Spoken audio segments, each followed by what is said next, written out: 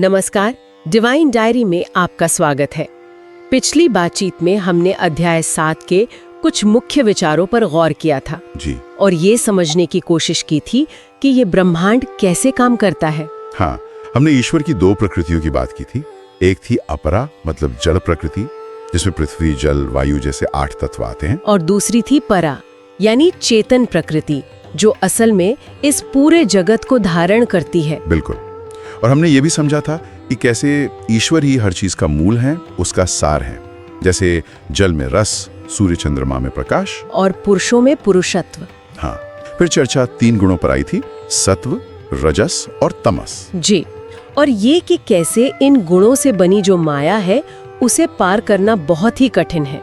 लेकिन एक रास्ता भी था, जो ईश्वर की शरण में जाते हैं वो इसे पार कर जाते हैं। और वहीं से बात 4 तरह के भक्तों पर आई थी, आर्त, अर्थार्थी, जिज्ञासु और ज्ञानी।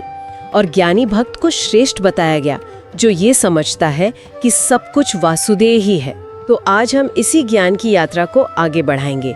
अध्याय 9 की शुरुआत में ही कहा गया है कि ये विज्ञान सहित ज्ञान है और इसे कुछ बहुत विशेष नाम दिए गए हैं। हाँ, इसे राजविद्या और राजगुह्यम कहा गया है। राजविद्या, विद्याओं का राजा, और राजगुह्यम यानी रहस्यों का राजा।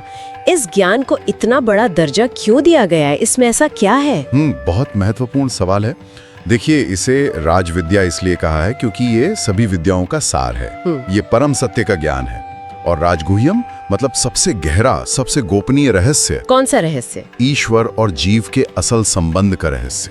और इसकी कुछ खासियतें भी बताई हैं। ये सबसे पवित्र है, उत्तम है और इसका फल प्रत्यक्ष मिलता है। प्रत्यक्ष मतलब इसे अनुभव किया जा सकता है, ये सिर्फ किताबी बात नहीं है। बिल्कुल। और शायद सबसे जरूरी बात ये सुसुखम कर्तुमव्ययम है। सुसुखम कर्तुमव्ययम, ये सुनने में बहुत अच्छा लग रहा है। मतलब इसे करने में सुख है और ये अविनाशी है। बिल्कुल, नष्ट नहीं होता। लेकिन एक शर्त भी है, श्रद्धा। और जो इस पर श्रद्धा नहीं रखते हैं उनका क्या होता है? तो ये बताया गया है कि ऐसे लोग ईश्वर को पा नहीं सकते और नतीजा ये होता है कि वे इस मृत्यु रूप संसार चक्र में, मतलब जन्म मृत्यु के चक्र में बार बार घूमते रहते हैं। चलिए इसे खोलते हैं। ईश्वर और इस जगत के संबंध को कैसे समझाया गया है? ये थोड़ा जटिल लगता है। इसमें एक गहरा विरोधाभास है। कहा गया है कि निराकार परमात्मा से ये सारा जगत व्याप्त है। सभी प्राणी ईश्वर के संकल्प के आधार पर स्थित हैं। लेकिन ईश्वर उनमें स्थित नहीं है। ये बात समझनी थोड़ी मुश्किल है। अगर सब कुछ ईश्वर ने है तो ईश्वर उनमें कैसे नहीं है? इसका कोई उदाहरण है? हाँ, एक बहुत सुंदर उपमा दी गई है। जैसे आकाश से उत्पन्न हुई महान वायु हमेशा आकाश में ही रहती है, उसी तरह ईश्वर के संकल्प से उत्पन्न हुए सारे जीव ईश्वर में ही स्थित हैं, पर ईश्वर उनसे अछूते और अलग रहते हैं। मतलब जैसे हवा में धूल, नमी, तूफान सब हो सकता है, पर आकाश हमेशा शुद्ध और अलग रहता है। बिल्कुल। वो सृष्टि की रचना और पालन करते हैं, लेकिन एक उदासीन भाव से, बिना किसी आसक्ति के। इसलिए वो कर्मों से बंधते भी नहीं। अगर ईश्वर हर जगह है तो फिर सब लोग उन्हें पहचान क्यों नहीं पाते? अच्छा सवाल है। इसका कारण बताया गया है, उनके परम भाव को न जानना। परम भाव मतलब उनका जो सर्वोच्च अलौकिक स्वरूप है उसे न समझ पाना। जो मूढ़ लोग हैं वे मानव शरीर में स्थित ईश्वर को एक साधारण मनुष्य समझकर उनका तिरस्कार करते हैं। उनकी आशाएं, कर्म और ज्ञान सब व्यर्थ हो जाते हैं और वे राक्षसी, आसुरी और मोहिनी प्रकृति का सहारा लेते हैं। जी, वे बाहरी रूप पर ही अटक जाते हैं, उसके पीछे की दिव्य सत्ता को नहीं देख पाते। और इसके विपरीत जो उन्हें पहचानते हैं उन्हें महात्मा कहा गया है। हाँ, उन्हें महात्मा कहा गया है। वो दैवी प्रकृति के होते हैं। ईश्वर को सभी भूतों का सनातन कारण और अविनाशी जानकर अनन्य मन से निरंतर उनका भजन करते हैं। अनन्य मन से मतलब उनका ध्यान कहीं और नहीं जाते। वे दृढ़ निश्चय के साथ ईश्वर के नाम और गुणों का कीर्तन करते हैं, प्रणाम करते हैं और उपासना में लगे रहते हैं। अच्छा, तो यहाँ बात और दिलचस्प हो जाती है। क्या उपासना का कोई एक ही तरीका बताया गया है? नहीं, और यही इस ज्ञान की सुंदरता है। कई तरीकों का वर्णन है। कुछ लोग ज्ञान यज्ञ के द्वारा अभिन्न भाव से पूजा करते हैं। ज्ञान यज्ञ मतलब ज्ञान और विवेक के जरिए आत्मा परमात्मा की एकता को समझना। तो कुछ लोग ईश्वर के विराट स्वरूप को अलग अलग रूपों में पूजते हैं और फिर ईश्वर अपने सर्वव्यापी होने का विस्तार से वर्णन करते हैं।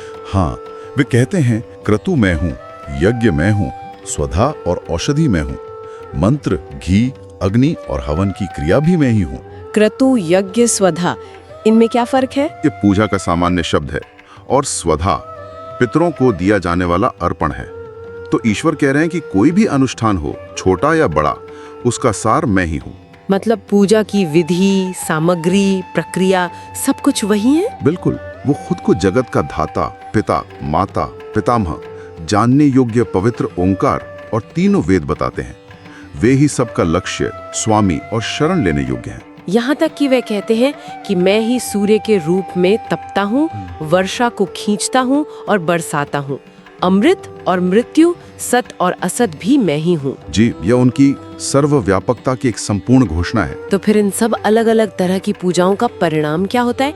क्या फल भी अलग अलग होता है? हाँ, यहाँ परिणामों को बहुत साफ तौर पर बांटा गया है। सबसे पहले है सकाम कर्मी, जो किसी कामना से कर्म करते हैं। हाँ, जो वेदों में बताए गए सकाम कर्म करते हैं, वे पुण्य के फल से स्वर्ग तो जाते हैं, पर पुण्य खत्म होने पर वापस मृत्यु लोक में आ जाते हैं। ये एक आने जाने का चक्र है। और जो दूसरे देवताओं को पूजते हैं, जो श्रद्धा से दूसरे देवताओं को पूजते हैं, वे भी एक तरह से ईश्वर की ही पूजा करते हैं, पर इसे अविधि पूर्वक कहा गया है, मतलब अज्ञानता से। अज्ञानता से। हाँ, क्योंकि वे ये नहीं जानते कि सभी यज्ञों का भोक्ता और स्वामी वही एक परमेश्वर है। तो नतीजा ये होता है कि वे उन देवताओं को प्राप्त होते हैं जिन्हें वे पूजते हैं, और फिर पुनर्जन्म को प्राप्त होते हैं। तो फिर इस चक्र से मुक्ति किसे मिलती है? स्थायी फल किसे मिलता है? वो मिलता है ईश्वर के भक्तों को, जो अनन्य प्रेम से केवल परमेश्वर का ही चिंतन और भजन करते हैं। उनके योगक्षेम का वहन स्वयं ईश्वर करते हैं। योगक्षेम, इसका असल मतलब क्या है? अप्राप्त की प्राप्ति और प्राप्त की रक्षा। बस मुझ पर ध्यान लगाओ, और ऐसे भक्त अंत में ईश्वर को ही प्राप्त होते हैं, उनका पुनर्जन्म नहीं होता।